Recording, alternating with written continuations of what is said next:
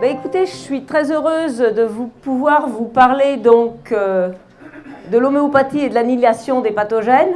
En fait, c'est un rêve d'enfance, enfin d'adolescence plutôt, de pouvoir expliquer les fondements de l'homéopathie, puisque bon, dans ma jeunesse, on disait l'homéopathie, c'est pas scientifique. Et ben ça y est, maintenant on peut dire que l'homéopathie est scientifique, c'est-à-dire qu'en fait, ça a toujours été scientifique, on a toujours fait des manips qui marchaient, mais on n'avait pas de modèle, on n'avait pas de modèle physique de fonctionnement de l'homéopathie. Et maintenant, on a un modèle. Alors, quand on a un modèle, celui que je vais vous présenter, l'idée ensuite, c'est de faire des expériences pour valider le modèle. Bon, ces expériences sont faites très lentement parce qu'il n'y a tout simplement pas de crédit. Il y a des recherches beaucoup plus intéressantes parce que, par exemple, les médicaments allopathiques génèrent beaucoup plus de profit, donc c'est des recherches beaucoup plus intéressantes. Voilà. Donc, on va parler de quelque chose de fantastique, c'est l'annihilation des pathogènes. Annihiler, ça veut dire faire disparaître, partir en fumée. C'est le coup de baguette magique. Alors là, sur l'image, c'est un radical libre qui est en train d'attaquer le pathogène. Ce n'est pas de l'annihilation, ça, c'est de la tuerie. Alors, ouais, c'est dans ce sens-là, bravo. Donc, la question, c'est annihilation comment? Alors, annihiler au XIXe siècle, ben, en fait, la matière, c'est formé d'atomes. Les atomes sont indestructibles, donc c'est pas possible. Alors, bon, comme on est à un congrès où on peut être un peu spirituel, puisque la physique ne donne pas de réponse, on va aller prendre un texte un peu ancien. Bon, j'ai choisi un texte de ma culture, l'Apocalypse de Saint Jean, où on nous dit « Au commencement était le Verbe », les ondes. Bon, comme ça manque un peu de détails, je vais aller chercher un peu plus loin dans l'Ayurveda, pardon, dans les textes sacrés de l'Inde, ce qu'eux, ils nous disent. Alors, ils nous disent qu'au commencement, le temps n'était ni non existant ni existant, qu'il n'y avait pas de domaine aérien, qu'il n'y avait pas de ciel, qu'il n'y avait rien en dessous, bref, qu'il y avait peut-être de l'eau, mais on n'était pas sûr qu'il y en ait, qu'il n'y avait pas de mort, mais qu'il n'y avait pas d'immortalité non plus, qu'il n'y avait pas de jour, qu'il n'y avait pas de nuit, et qu'il y avait quand même quelque chose qui retenait son souffle, qui respirait sans respirer. Bref, rien, quoi. Et là-dedans, évidemment, noir, tout en n'étant pas noir. Alors, ici, ce texte sacré, en fait, décrit quelque chose que maintenant, au XXIe siècle, on appellerait le vide quantique. Donc, finalement, oula, non, il y en a un qui a été trop loin. Ah oui, si, c'est ça. Donc, finalement, l'idée, c'est les ondes. Donc, au commencement était le verbe, des ondes. Est-ce que des ondes peuvent s'annihiler? Alors, bah, la réponse plutôt, c'est oui. Alors, là, ici, est-ce que ça fait... Comment ça fait pointeur? Ça fait pointeur, ça? Là, celui-là? Oh, bah ça, quand j'appuie, ça fait rigoureusement rien. Oh. Ah, celui-là, d'accord, merci. Bon. Voilà, donc ici, vous avez une onde qui est représentée, et là, vous avez une onde qui passe. Et alors, ce que vous observez, c'est que là, regardez, si vous suivez ce milieu, quand les deux milieux sont ensemble, en dessous, c'est très haut. Allez, hop, on va attendre le milieu suivant, voilà. Ils vont être ensemble, c'est très haut, puis ça continue. Là, le haut et le bas sont ensemble, pan, ça devient plat. Donc, quand on va additionner deux ondes, quand on a une onde plus une deuxième onde, en fait, l'onde ici, en dessous, c'est la somme des deux qui sont en dessus. Et vous voyez que par moment, il n'y a rien. Un trait plat, rien. Donc, les ondes peuvent s'annihiler. Dans le cas présent, elles s'annihilent sur un temps très court, puisque vous voyez, ça n'arrête pas de courir. Alors, je profite pour faire quelques petites notions de physique. On va appeler la phase, ou du moins le décalage de phase, la différence entre ces deux points. Par exemple, ici, hop, ça arrive ici, on dit qu'elles sont en opposition de phase. Et là, hop, c'est ensemble. On est au maximum, c'est en phase. Donc, quand deux ondes sont en phase, on va augmenter l'effet. Quand les ondes sont en opposition de phase, on va annihiler l'effet. Annihiler, hey, c'est ce qu'on cherchait. Et puis quand c'est au milieu, là par exemple, c'est quand on a un effet moyen, quand on n'est ni en phase, ni en opposition de phase. Alors, dans le texte que vous avez lu là tout à l'heure sur les Ayurveda, on vous parle, disons, de cette énergie. On vous dit qu'il y a de l'énergie dans le vide. On vous dit qu'il y a des ondes, mais qu'en fait, ces ondes ne sont pas accessibles à l'observation. Et ça, c'est quelque chose aussi qui existe en physique quantique, dont on va parler un peu plus tout à l'heure. Donc, je voulais continuer avec les interférences. Donc, ici, quand on prend une lumière, on va prendre une onde, on va la diviser en deux faisceaux d'ondes, et quand il va y avoir quand les ondes vont arriver sur l'écran, vous voyez, il va y avoir des décalages de phase, et on va observer ici ce qu'on appelle des interférences. Donc, les interférences, ce sont, quand c'est rouge, enfin rouge, là c'est rouge, hein, quand c'est foncé, c'est qu'on est en phase, et quand c'est noir, c'est qu'il n'y a rien. En fait, c'est une annihilation des ondes. Alors ici, bon, j'ai redessiné être en opposition de phase et être en phase. Donc, nous en arrivons, on a donc des ondes qui peuvent s'annihiler, mais finalement, c'est le pathogène que je veux annihiler, ce n'est pas une onde. Donc là, je vais continuer mon histoire de la physique et je vais arriver au XXe siècle, où la vision quantique numéro 1, depuis 1925, ou même avant, 1925, c'est ça, la thèse donc de Louis de Broglie qui explique que toutes les choses qui existent dans la nature peuvent se manifester de deux façons, sous forme de particules ou sous forme d'ondes. Donc si tout peut être ondulatoire, tout peut être annihilé. Intéressant. Alors, le truc, c'est que se dire, ah oui, mais les ondes, enfin, dont parlait Louis de Broglie, ce sont les atomes, c'est tout petit comme particules.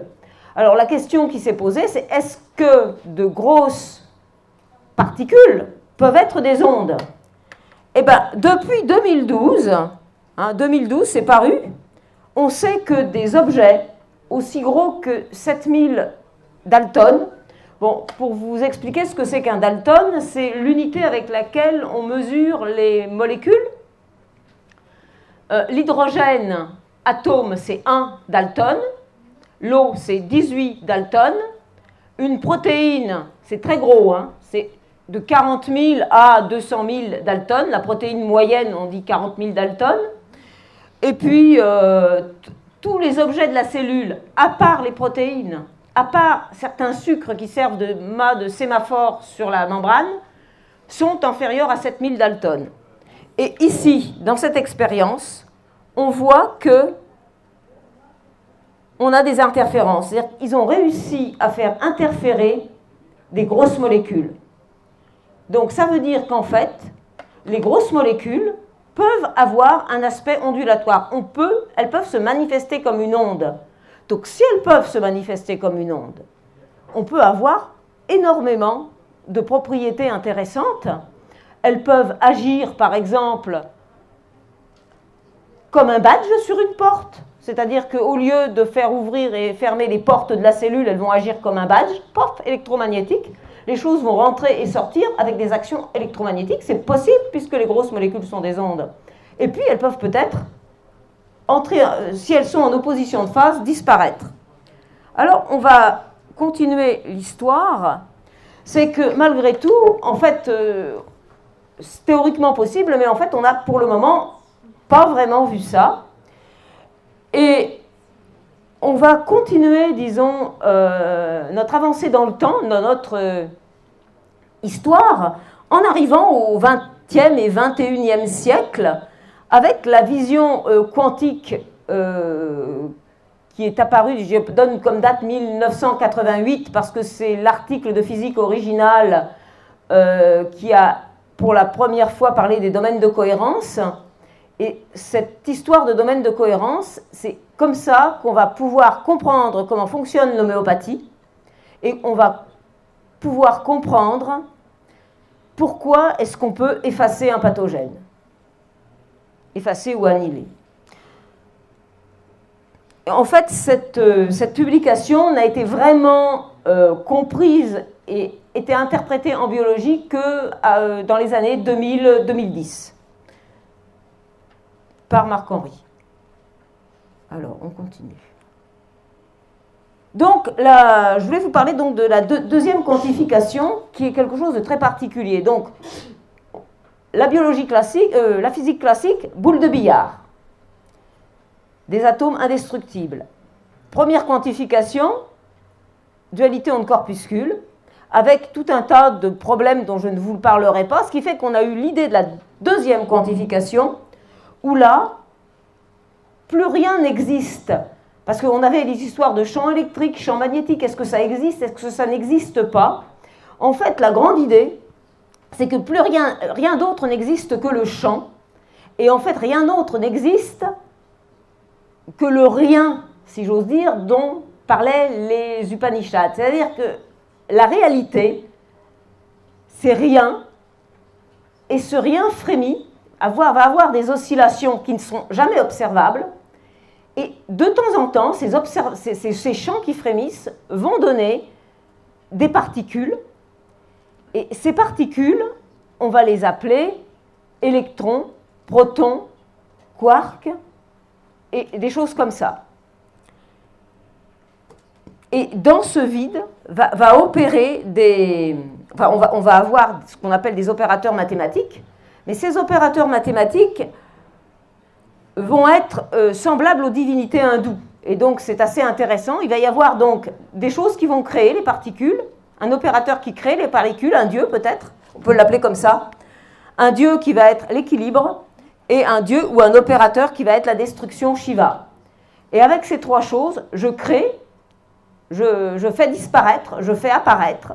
On va avoir une nouvelle vision de la réalité qui maintenant va être entre guillemets scientifique, c'est-à-dire qu'on va pouvoir mettre des mathématiques dessus, on va pouvoir faire des calculs, on va pouvoir comprendre des choses, mais en fait c'est une autre compréhension de ce qui était écrit dans les écrits les plus anciens. Et donc le vide quantique, Brahman, le dieu qui est au-delà de tout, bah celui-là on ne pourra jamais le représenter, puisque c'est rien et que représenter rien, c'est pas trop facile. Mais rien qui est tout. Ah, si, ce que je voulais aussi vous dire, c'est qu'en fait, on peut voir le vide comme le mycélium sur la Terre.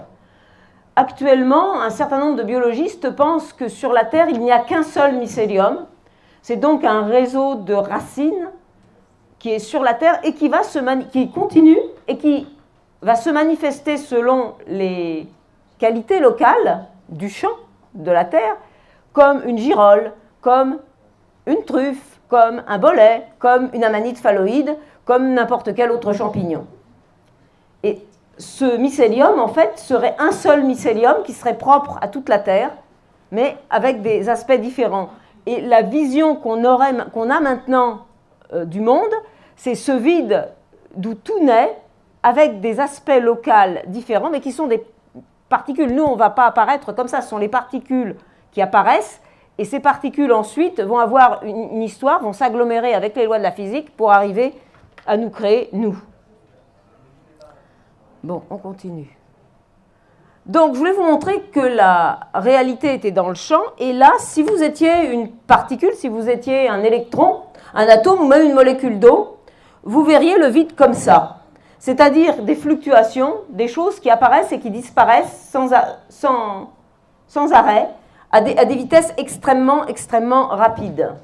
La durée de vie, si vous voulez, de ces espèces de fluctuations, c'est 10-35 secondes. C'est très court comme temps. C'est immesurable. C'est parce que la durée de vie des choses qui existent, même des photons, c'est plus que ça. Donc on ne pourra pas le voir. Donc ici, on représente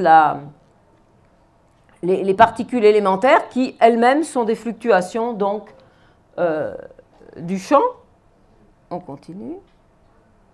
Alors maintenant, je voulais vous parler donc de création et d'annihilation. On est en train donc de regarder le vide, et dans ce vide, en permanence, apparaissent des photons, vous les voyez qui apparaissent, et qui disparaissent, et qui apparaissent, et qui disparaissent.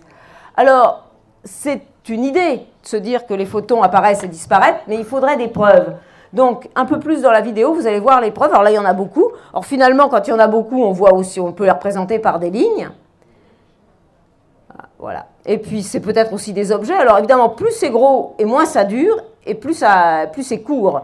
Parce que dans ces créations et inhalations, la durée de vie de l'objet que multiplie l'énergie qu'il a fallu pour le créer doit être inférieure à 10-35. C'est tout petit. Donc ici, on a mis donc 2 plaques qui sont très très proches. Et en fait, quand on met 2 plaques comme ça dans le vide, très très proches, c'est un peu comme si on avait des bateaux dans la mer.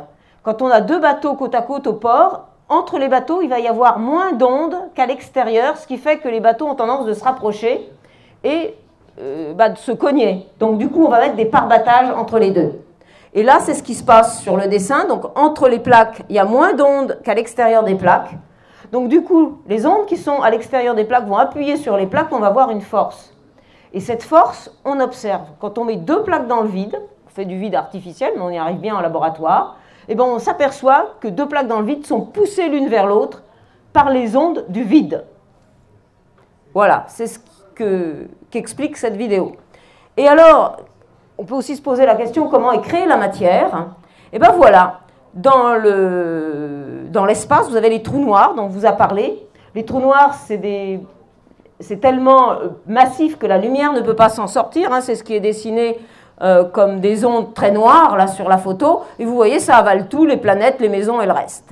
Mais par contre, si on se passe à la limite du trou noir, vous voyez ici que les particules qu'on appelle virtuelles, puisqu'elles n'ont pas de durée de vie, quand elles naissent à la bordure du trou noir, il y en a une qui va filer dans le trou noir et l'autre qui peut rester de notre côté.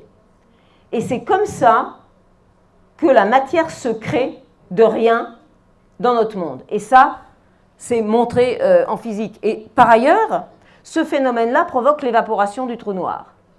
C'est-à-dire qu'on a donc cette masse énorme, comme elle va attirer de l'antimatière, parce que quand on a 2 particules, il y a une particule de matière et une particule d'antimatière. La particule d'antimatière file dans le trou noir et la particule de matière reste chez nous. Et du coup, le trou noir baisse de masse et s'évapore. Donc vous avez de la création et de l'annihilation dans l'univers en permanence. Bon, maintenant on va retourner à l'eau, après ce petit préambule, parce que l'eau, elle n'est pas très grosse, elle cause avec le vide en permanence, et c'est ça ici qui a été représenté. Donc vous avez une molécule d'eau tranquille qui prend en permanence des ondes du vide, et en fait, quand elle reçoit une onde du vide, elle doit la rendre dans un temps tel que, entre la valeur d'énergie de l'onde, le temps qu'elle peut la garder, ça doit être toujours inférieur à 10-34 joules. Donc elle va garder ça un temps très très très petit. Et elle discute avec le vide, elle discute avec son vide. Mais voilà, la molécule d'eau a une copine à côté. Parce que ça se fait comme ça, les molécules s'agitent un peu moins, la température est moins élevée, il y en a plus. Elle a une copine. Et en fait, au lieu de rendre la molécule au vide, elle la rend à sa voisine. Et donc, ils vont commencer à faire une partie de foot entre elles. C'est-à-dire qu'ici, la molécule d'eau la rend, celle-ci, elle grossit, pof, elle la rend, parce qu'elles doivent toujours garder la vibration, toujours un temps inférieur, tel que l'énergie que multiplie la puissance soit inférieure à 10-34. Bon, donc on s'est amusé à faire les calculs que vous avez ici. On connaît l'énergie, en fait on sait quelle énergie a la molécule d'eau à cause de sa structure, on connaît le temps, donc on connaît la taille, et bref, on connaît la taille du jeu de ballon dans lequel les molécules d'eau vont jouer. Alors, voilà, ça c'est un truc... Et donc, pendant que ces molécules d'eau jouent, on peut imaginer qu'en fait, c'est un peu comme ça. Vous voyez, ici, on a mis des diapasons. Et alors, vous voyez, chacun, il reçoit 20 ballons et chacun, il joue il a son onde, comme ça. Et puis, chacun la sienne. Alors, vous remarquez, il y a beaucoup de métronomes. Ils sont tous différents, vous voyez, ils circulent tous différents. Et vous remarquez qu'en dessous, il y a un plateau. Donc, les métronomes, ils sont chacun pour soi, ils battent chacun pour eux, mais sur le même support. Ils ont donc un lien. Eh bien, observez ce qui se passe. Vous voyez, regardez. Ils commencent à s'harmoniser. Ils commencent tranquillement à battre ensemble. Pourquoi ? Parce que regardez, en dessous, il y a le support. Et donc, chacun bat pour lui, mais quelque chose passe. Il y a une information qui passe à travers le support. Et regardez, là, sur la gauche, derrière, ça commence à battre. Alors, il y en a qui sont en opposition de phase, vous voyez. Quand il y en a deux qui battent à contresens, on dit qu'ils sont en opposition de phase. Il y en a qui sont la phase un petit peu n'importe comment. Regardez.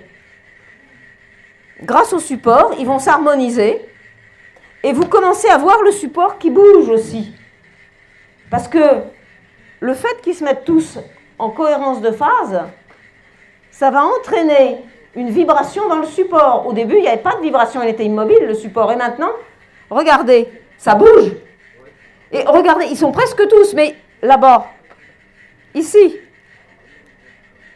un petit camp de Gaulois résiste à l'envahisseur. Vous voyez? Il y a la forte tête. Celui-là, il ne veut pas. Il ne veut pas. Ah, tu veux pas? Il y en a deux, hein, là, hop, il veut pas. Ah, là derrière. Ah, oui, ben ici, là. Et voilà, hein, encore un petit peu, là, ça résiste.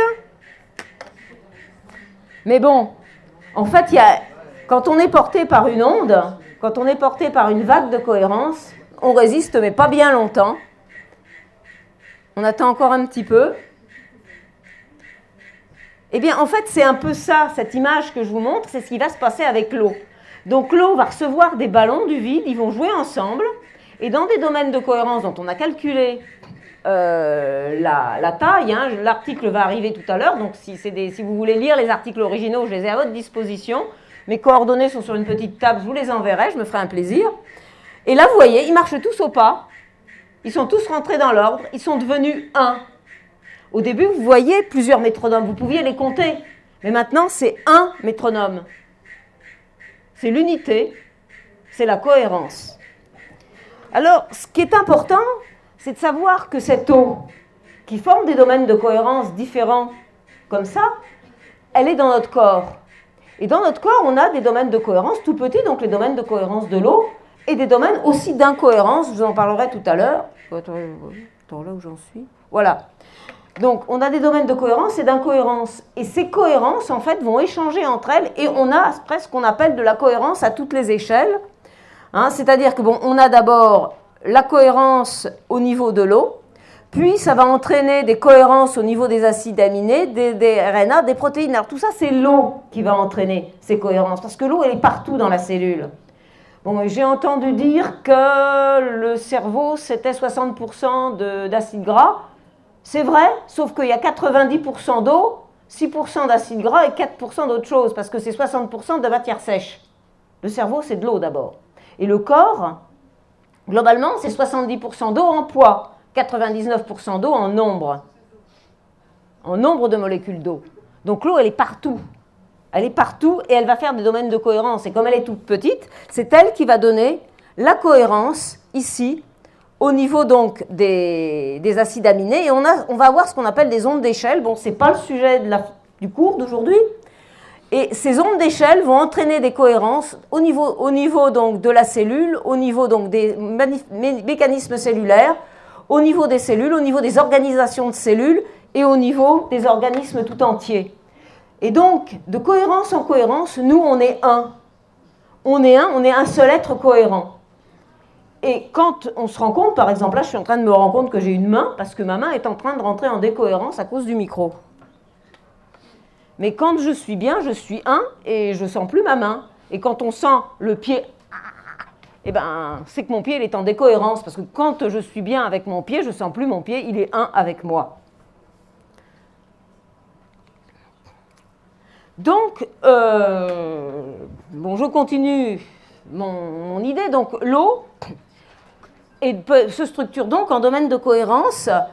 La taille d'un domaine de cohérence a donc été calculée, c'est 100 nanomètres. Alors, si on a calculé ça pour de l'eau liquide, et à 30 degrés C, hein, donc dans la théorie, il y a la température qui rentre en compte, on s'aperçoit qu'on a à peu près 5 millions de molécules cohérentes, hein, puisque 100 nanomètres, ça fait environ 11 millions de molécules d'eau, 5 de cohérentes, 6 de non cohérentes, à peu près 50%, hein, on ne va pas se faire de détails. Hein. Et j'allais dire heureusement, parce que qu'on s'aperçoit, c'est que comme on a de l'eau cohérente et de l'eau incohérente, bon, ici, je vous ai dessiné un cube où on peut imaginer donc l'eau comme ça, ou l'eau comme ça. Alors ici, les domaines de cohérence sont en bleu foncé, l'eau incohérente, claire. Donc qu'est-ce que vous voyez? Ben, vous voyez 1, si vous imaginez que cohérence c'est 1, qu'incohérence c'est 0, vous voyez 1, 0, 1, 0, 1, 0, 0, 1. Chez vous, j'imagine que vous avez tous plus ou moins fait d'informatique et que vous savez que les mémoires informatiques sont faites avec des sommes de 0 et de 1, sont des domaines magnétiques. Hein. On utilise des structures magnétiques pour le faire, mais c'est des 0 et des 1 qui s'alignent. Là, on peut aligner nos 0 et nos 1 dans l'eau. Alors, bon, lire des lecteurs électroniques d'eau, ben là, j'y arrive plus. Hein. Bon, des lecteurs électroniques d'eau, on n'en a pas. Mais par contre, si, on a des choses qui savent lire les informations qui sont dans l'eau, et ça s'appelle le vivant. Ah oui, bon, donc ici, pour vous indiquer que l'eau, c'est un extraordinaire moyen de stockage, j'ai combien de temps encore? Il n'y a plus de temps. C'est fini? Non, mais pour savoir. Je vais te le dire tout de suite, il te reste 10 minutes. Bon, il faut que j'active. Donc, ici, tous les livres du monde, ça ferait donc 3,6 litres d'eau, et tous les ADN humains, 126 litres d'eau. Bon, je n'ai pas le temps de vous faire les calculs tout de suite, hein, mais si vous les voulez, bon, ça fait partie de certains cours. Alors, je voulais donc vous donner en exemple, hein, j'ai entendu en parler à table, l'exemple en biologie, où on a pu inscrire de l'information dans l'eau et la faire lire par un système biologique. Donc, c'est Luc Montagnier, ou plutôt la méthode... Ah ben, c'est n'importe quoi, ça. Alors, hop, voilà. La méthode, en fait, c'est Jacques Benveniste qui l'a mise au point dans son laboratoire et Luc Montagnier qui a récupéré. Et celui qui était l'expert, c'est il s'appelle Jedal, c'est l'opérateur, l'ingénieur qui sait se servir du matériel. Ici, donc, vous avez un tube avec de l'eau. Ici, un amplificateur. Ici, un ordinateur pour le son. Donc, en fait, ce qu'on fait, c'est qu'on fait des dynamisations de produits. On met le produit dans le tube ici, et on va enregistrer une belle musique. Donc, ici, le mécanisme. Alors, bon, l'équipe a pris donc des centres sidaïques, et ils se sont rendus compte que quand on prenait des sidaïques qui étaient guéris, c'est-à-dire qui avaient pris la trithérapie, il n'y avait plus de traces de virus, quand on diluait leur sérum, après une filtration, le sérum émettait une certaine musique, un son, c'est des très basses ondes, hein, c'est pas vraiment audible. Ensuite, il a pris donc du virus du sida, parce que le virus du sida, c'est son truc. Et il a fait des mêmes dilutions. Et il s'est aperçu que les dilutions de virus du sida filtrées et dynamisées émettaient aussi cette même musique. Donc il s'est dit, bon sang, si les sidaïques repiquent, c'est peut-être que cette musique, que je ne retrouve pas dans le sang des gens qui n'en sont pas infectés, va produire le virus. Donc qu'est-ce qu'il a fait? Ou qu'est-ce qu'ils ont fait? Ils ont mis dans un solénoïde, c'est donc une bobine en cuivre, ensemble et sous un champ électromagnétique de l'ordre du champ terrestre. Il faut un certain champ électromagnétique, celui du champ terrestre marche parfaitement bien. Et ils ont mis les deux tubes l'un à côté de l'autre, un qui contenait de l'eau et un qui contenait les émissions. Et la musique du champ du produit qui avait été dilué est transmise au tube qui est à côté, simplement en restant 16 à 24 heures dans la même enceinte. Ils ont enregistré cette musique, ils l'ont envoyée en Italie à des copains. Ils ont pris un autre tube d'eau qui a écouté la musique. Et ensuite, ils ont pris ce tube qui avait écouté la musique et ils l'ont mis dans une préparation, la préparation qu'on utilise en criminologie pour répliquer l'ADN d'un criminel potentiel pour pouvoir faire une analyse. Parce que quand on trouve des traces d'ADN, il n'y en a largement pas assez. Et là, au lieu de mettre une trace d'ADN, on a mis un tube d'eau pure, scellé, qui n'avait jamais rencontré quelque ADN que ce soit, sauf écouter une musique.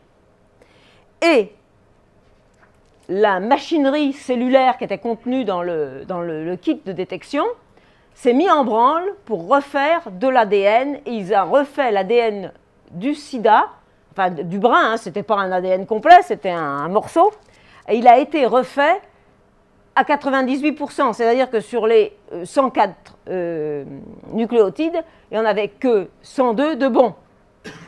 C'est quand même pas mal, c'est probablement pas du hasard. Donc cette expérience montre clairement que dans l'eau, on peut écrire et que la biologie, c'est lire ça.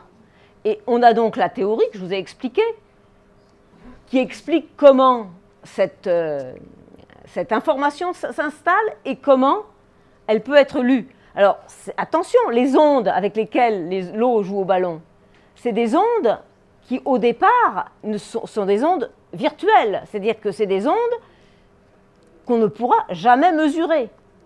Par contre, on en voit les effets, parce que le fait d'avoir ces ondes qui circulent, ça va provoquer des courants électriques et ça va provoquer des gyrations d'ondes autour, et c'est ça qu'on va mesurer après comme onde. Mais le fait d'avoir ces domaines de cohérence, c'est dans la nature de l'eau, et c'est pas dans sa structure, et c'est pas des gros clusters, et c'est pas des gros machins. C'est simplement la nature de l'eau, et c'est 100 micro. En fait, on connaît les domaines, c'est 100 nanomètres. Voilà, ensuite on continue.